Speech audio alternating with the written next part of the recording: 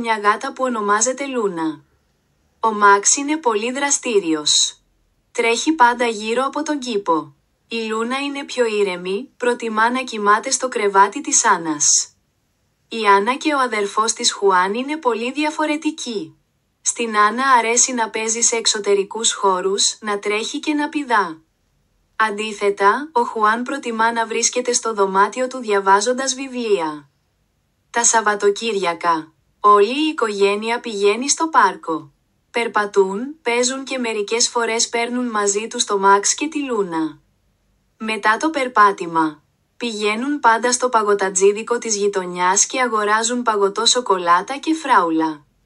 Η Άννα λατρεύει το παγωτό φράουλα. Ερωτήσεις: με ποιον ζει η Άννα, πώς λέγονται τα κατοικίδια της Άννας. Τι αρέσει να κάνει η Άννα στον κήπο, τι προτιμά να κάνει ο αδερφός σου Χουάν αντί να παίζει, τι κάνετε τα Σαββατοκύριακα μετά το περπάτημα, μπίγιου με την δόγκρεν τη Τζιμκέλη Μελέρ 2. Στο σούπερ μάρκετ κάθε Σάββατο πρωί, ο Λουίς πηγαίνει στο σούπερ μάρκετ με τη μητέρα του. Φτιάχνουν πάντα μια λίστα για ψώνια για να μην ξεχνούν τίποτα σημαντικό.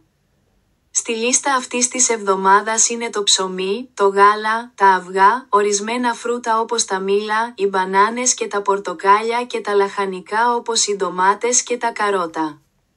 Ο Λουίς πρόχνει το καρότσι στους διαδρόμους του σούπερ μάρκετ ενώ η μητέρα του επιλέγει τα προϊόντα. Πρώτα πηγαίνουν στο τμήμα παραγωγής, όπου αγοράζουν τα πορτοκάλια και τις ντομάτες. Στη συνέχεια, πηγαίνουν στο φούρνο για να αγοράσουν φρέσκο ψωμί. Στο Λουίς αρέσει πολύ η μυρωδιά του φρεσκοψημένου ψωμιού. Στη συνέχεια, περνούν από το κρεοπωλείο για να αγοράσουν κρέας για δείπνο. Τελικά, πηγαίνουν στο ταμείο και ο Λουίς πληρώνει με την πιστωτική κάρτα της μητέρας του.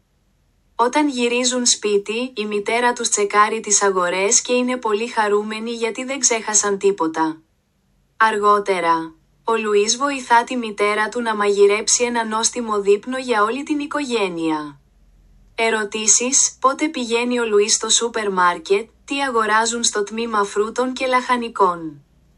Γιατί αρέσει στο Λουίς το αρτοποιείο, με τι πληρώνει ο Λουίς στο ταμείο, τι κάνει ο Λουίς όταν γυρίσει σπίτι, μπίγιου με την δόγκρεν τη Τζιμκέλη Μελέρ 3. Μια μέρα στο πάρκο ένα Σάββατο απόγευμα. Η Μαρία και ο φίλος της ο Πάμπλο αποφασίζουν να πάνε στο πάρκο. Η μέρα είναι ηλιόλουστη, ο ουρανός είναι μπλε και έχει ένα απαλό αεράκι. Κουβαλάνε μπάλα, χαρταετό και λίγο φαγητό για να κάνουν πικνίκ. Πρώτον, παίζουν με την μπάλα.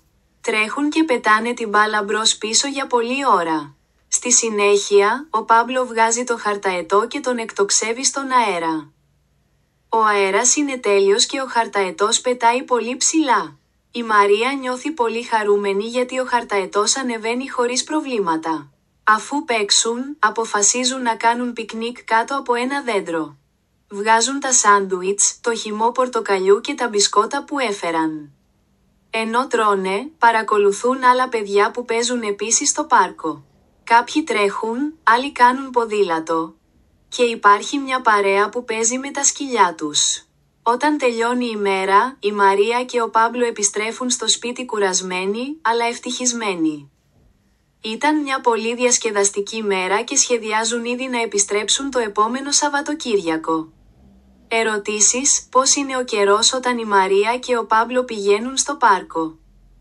Τι πράγματα φέρνετε για την ημέρα στο πάρκο, τι κάνουν αφού παίζουν με την μπάλα, τι τρώνε στο πικνίκ, τι κάνουν τα άλλα παιδιά στο πάρκο, μπίγιου με την δόγκρεν τη Τζιμκέλη Μελέρ 4. Τα γενέθλια του Χαβιέ σήμερα είναι μια πολύ ξεχωριστή μέρα για το Χαβιέ, γιατί έχει τα γενέθλια του. Ο Χαβιέ γίνεται 8 ετών και είναι πολύ ενθουσιασμένος γιατί οι φίλοι του έρχονται σπίτι του για να γιορτάσουν. Η μητέρα του έχει ετοιμάσει ένα πάρτι στον κήπο. Υπάρχουν μπαλόνια, μουσική και ένα τραπέζι γεμάτο φαγητό, σάντουιτς, κέικ, γλυκά και αναψυκτικά. Οι πρώτοι φίλοι φτάνουν στις 4 το απόγευμα. Ο Χαβιέ τους δείχνει το δωμάτιο τους και παίζουν με τα νέα τους παιχνίδια. Στη συνέχεια, βγαίνουν στον κήπο για να παίξουν μπάλα. Ενώ παίζουν, ο μπαμπάς του Χαβιέ ετοιμάζει μια μεγάλη έκπληξη. Ένα κέικ σοκολάτας με κεριά. Όλα τα παιδιά τραγουδούν το Happy Birthday και ο Χαβιέ σβήνει τα κεράκια. Είναι πολύ χαρούμενος γιατί έχει λάβει πολλά δώρα, ένα καινούργιο ποδήλατο, βιβλία και μια μπάλα ποδοσφαίρου. Στο τέλος του πάρτι, τα παιδιά αποχαιρετούν και ο Χαβιέ νιώθει πολύ χαρούμενος. Ήταν τέλεια γενέθλια, γεμάτα κέφι, δώρα και φίλους. Ερωτήσεις. Πόσο χρονών είναι ο Χαβιέ, τι ώρα φτάνουν οι φίλοι του Χαβιέ, τι κάνουν τα παιδιά όταν έρχονται σπίτι, τι έκπληξη ετοιμάζει ο πατέρας του Χαβιέ, τι δώρα λαμβάνει ο